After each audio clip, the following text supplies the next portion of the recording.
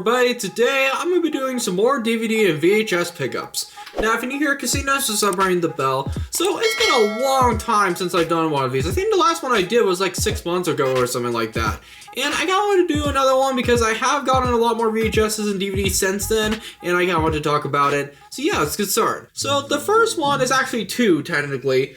So I got Ghostbusters 1 and 2 on DVD. So I've always actually wanted these like green covers. I always thought they were really cool when these first came out. Like they looked really cool to me. So, and because I've been a Ghostbusters fan from a young age, but I have not really seen the second one. The second one I'm not really that familiar with. I mean, I know about like the whole like painting and all that with a medieval guy on it. But it's been a while since I've also seen the first one. I think it's time for a rewatch. It's the Stay Puft Marshmallow Man. Actually, where I got these is I got these at the same moving sale that I got Elephant Man and stuff like that, and Crash, that movie. The movie that is like the car crash fetish movie. And I mentioned all of that in an update video a few weeks ago.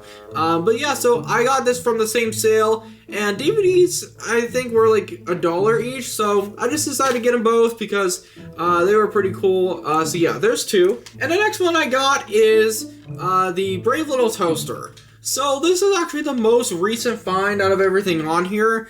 And I've actually always kind of wanted this movie because I've heard people say that it's really weird in terms of like kids movie stuff. Like it's actually kind of dark. And I actually kind of like some of those like dark kids movie moments, like Pink Elephants on Parade and all that. But yeah, so this is Brave Little Toaster. And actually where I got this is I actually got this at a garage sale a few days ago. And luckily garage sales are finally starting to open up near me, and the weather's actually pretty hot for around this time of year. So when I went garage selling with a friend this past week, it was pretty warm. So yeah, we found this at a garage sale and there were a few DVDs there. But this was the one that really stuck out because like, I actually do not own this movie on any media yet. So, yeah, I've heard this movie is really sad sometimes, especially, I mean, I do know about, like, that one scene with, like, the junkyard and, like, that whole musical number and stuff. But yeah, so this one is kind of interesting. I am gonna see it. So yeah, it's pretty cool. Alrighty, and the next one is also kind of a set. So, I got a few of the Universal Monster movies.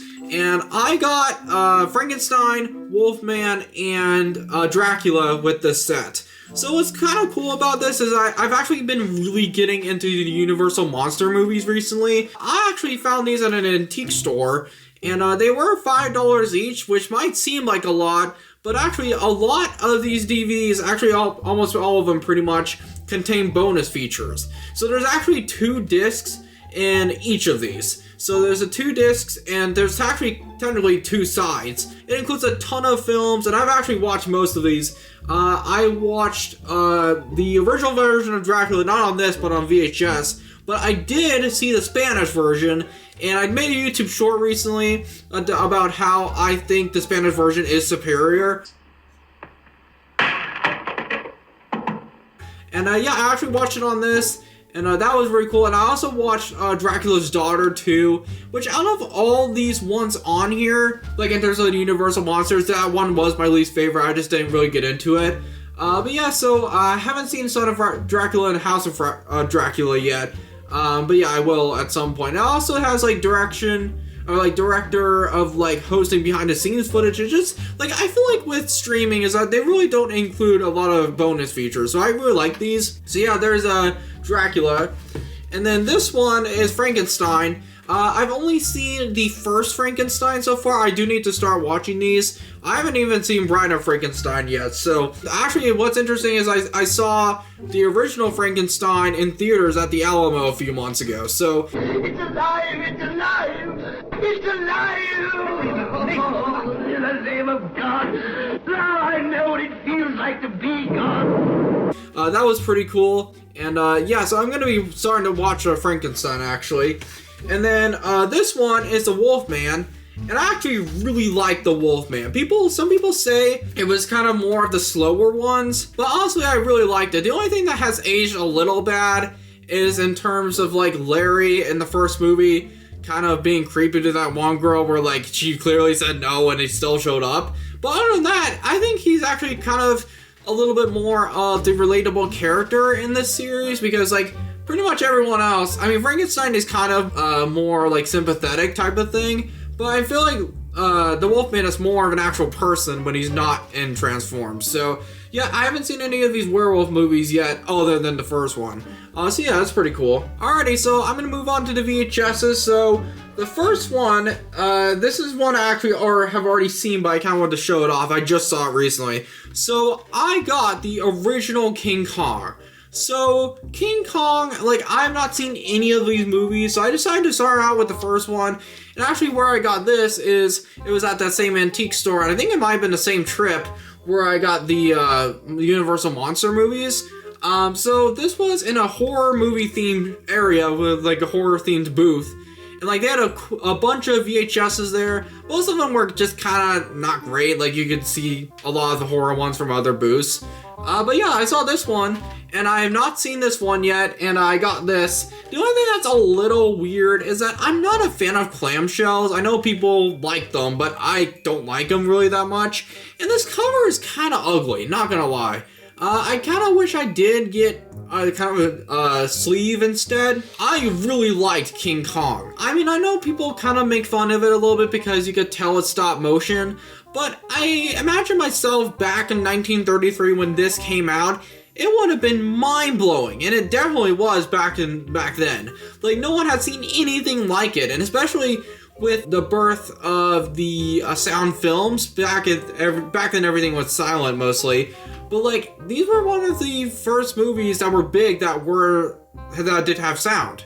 So yeah, I really liked it, and a lot of the battles were really cool with like the King Kong and the dinosaur. Like, it was actually really cool. I actually really liked this one. I don't know if it's the top 10 favorite movies I've ever seen though, but it's a pretty good film, so I really like this one. So the next one is An American Tail. So I'm a little bit familiar with this series because a movie that I really grew up with was Fievel Goes West, and that's a movie that I've actually seen more. And actually, I don't think I've ever seen the original. And I've actually been looking for this one for a while because, like, all the other ones at the thrift stores and stuff like that really only have, like, the sequels. I don't usually see the first one. So, I found this at an antique store called Relics. And, yeah, so I haven't seen this one yet. And, people say it's sad because of Don Bluth, like, making sad movies. I mean, I did see, Secret of Nim, and my god, that's probably one of the best anime films I've ever seen. Probably the best, in my opinion. So I'm interested to see this one, and I have a few of the Don Bluth movies, actually. I have a Land Before Time, and I haven't seen that one yet. So, yeah, so I've been trying to find this one for a while, but I'm glad I found it, so. Alright, so the next one I have is, The Hunchback of Notre Dame. So, Hunchback of Notre Dame is actually a Disney movie that I've never seen. I haven't seen that version. Like, I wanted to start with this version because this is a silent film. And what's interesting about this is that the only other silent movie that I've seen was Nosferatu. I actually saw that recently and I really liked it, even though it's kind of a little bit slow for modern audiences.